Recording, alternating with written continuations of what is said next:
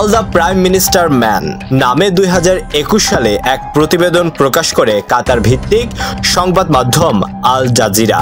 সাবেক সেনাপ্রধান আজিজ আহমেদ, তার পরিবার ও অন্যান্যদের নিয়ে করা প্রতিবেদনে উঠে আসে সাবেক রাষ্ট্রপ্রধান শেখ হাসিনার আশকারায় কিভাবে দুর্নীতি হচ্ছে, কিভাবে রাষ্ট্রীয় বাহিনীকে ব্যবহার করে প্রতিদ্বন্দ্বীকে অপহরণ এবং অবৈধভাবে কোটি কোটি টাকা ঘুষ নেওয়া হচ্ছে।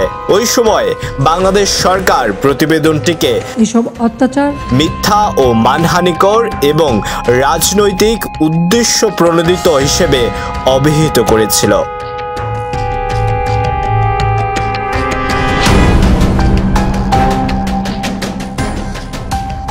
প্রতিবেদনে এই দুর্নীতি ও কুকীর্তি ফাঁসের পর এটি লুকাতে ব্যস্ত হয়ে পড়েন সাবেক প্রধানমন্ত্রী শেখ হাসিনা। ব্রিটিশ সংবাদ মাধ্যম দ্য সানডে টাইমস জানিয়েছে, আল জাজিরার বিরুদ্ধে এ ব্যাপারে মামলা করতে প্রখ্যাত ব্রিটিশ ব্যারিস্টার ডেসমন্ড ব্রাউনি কেসের সঙ্গে 2021 সালের ফেব্রুয়ারিতে যোগাযোগ করে লন্ডনে নিযুক্ত বাংলাদেশ হাই কমিশনারের কর্মকর্তারা। গত 5 আগস্ট ছাত্র জনতার গণ অভ্যুত্থানের পর শেখ হাসিনার বাড়ি থেকে এ সংক্রান্ত একটি নথি পায় ব্রিটিশ সংবাদ মাধ্যম the Sunday Times. Barrister Brownie এ ব্যাপারে সহায়তা করতে বাংলাদেশের কর্মকর্তাদের সঙ্গে বৈঠক করতেও সম্মতি জানিয়েছেন।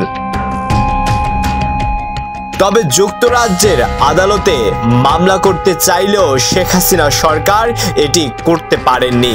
এর বদলে ইউটিউব ও ফেসবুকে ভিডিওটি সরিয়ে নিতে চাপ দিতে থাকে তারা, কিন্তু ইউটিউব কিংবা ফেসবুক কেউই এতে কর্ণপাত করেনি।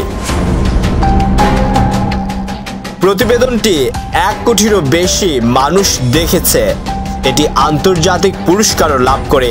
অপরদিকে প্রতিবেদনের জেরে সাবেক সেনাপ্রধান জেনারেল আজিজ এবং তার ভাইকে যুক্তরাষ্ট্র ভ্রমণে নিষেধাজ্ঞা আরোপ করে যুক্তরাষ্ট্রের প্রেসিডেন্ট জো বাইডেন প্রশাসন। এছাড়া প্রতিবেদন প্রকাশের পর তথ্য ফাঁস করা জুলকারনাইন সায়ের খানের ভাইকে লোহার রড দিয়ে পেটানো ও প্রতিবেদন সহায়তাকারী অনেককে ভয় দেখিয়ে দেশ ছাড়তে বাধ্য করা হয়। আলোয়ান খান, ঢাকা প্রকাশ।